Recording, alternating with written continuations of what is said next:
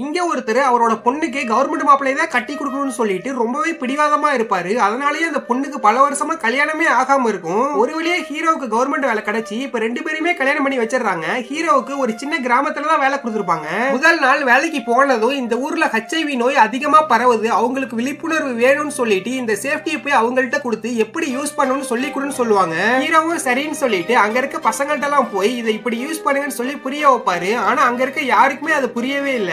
என்ன பண்றதுன்னு தெரியாம அந்த பெட்டியை எடுத்துட்டு போய் ஒரு மரத்துல மாட்டி வச்சுட்டு போயிடுறாரு. அங்க இருக்க பசங்களா அதை எடுத்து பலூன் நினைச்சு விளையாண்டு இருப்பானுங்க. அப்ப ஒரு அம்மா வந்து என் பையனுக்கு ஒரு பலூன் கொடுப்பான்னு சொல்லி கேட்பாங்க. இங்க பாருங்கம்மா, இது பலூன் இல்ல, இது ஒரு சேஃப்டின்னு சொல்லிட்டு ஒரு சோளத்தை எடுத்து அதுல சேஃப்டியை போட்டு புரிய வைக்க ட்ரை பண்ணுவான். அந்த அம்மா அதை தப்பா புரிஞ்சுக்கிட்டு நீ இந்த மாதிரி ஒரு கேவலமான வேலையை தான் பாக்குறியான்னு சொல்லிட்டு நேரா போய் ஹீரோயின் போட்டு கொடுத்துறா. ஹீரோயின் நீ இந்த மாதிரி ஒரு கேவலமான வேலையை பாக்குறதுக்கு செவனேன்னு வீட்லயே இருக்கலாம், நான் உனக்கு கஞ்சி ஊத்துறேன்னு சொல்லி கோவப்படுவா. அடுத்த நாள் ஹீரோ வேலைக்கு போறப்ப உனக்கு அந்த வேலை தான் முக்கியம், என்னோட பணத்தை தாண்டி போன்னு சொல்லுவா. ஹீரோவும் எனக்கு வேலை தான் முக்கியம்னு சொல்லிட்டு அவளை தாண்டி போயிடுறான். அடுத்த நாள் ஹீரோவோட ஃப்ரெண்டு HIV இறந்து போயிருவான். இதுக்கு மேல சும்மா இருக்க கூடாதுன்னு சொல்லிட்டு ஹீரோ ஸ்கூல் மூலமா பேரண்ட்ஸ் மீட்டிங் அரேஞ்ச் பண்ணுவான். நான் சின்ன வயசா இருக்கும்போது எங்க அப்பா HIV நோயால இறந்து போயிட்டாரு, நான் கஷ்டப்பட்டு படிச்சு இந்த வேலைக்கு ஜாயின் பண்ணிருக்கேன். HIV நோயால போற கடைசி உயிர் எங்க அப்பாவோட உயிராவே இருக்கட்டும், நீங்களாவது தயவு செஞ்சு இந்த சேஃப்டியை யூஸ் பண்ணுங்கன்னு சொல்லுவான். அந்த ஊர் மக்களும் இவர் நமக்காக தான் கஷ்டப்படுறாரு, நம்ம உயிரை காப்பாத்த தான் போராடுறாருன்னு சொல்லி கடைசியா HIV பத்தின விழிப்புணர்வு அந்த ஊர் மக்களுக்கு வந்துருது.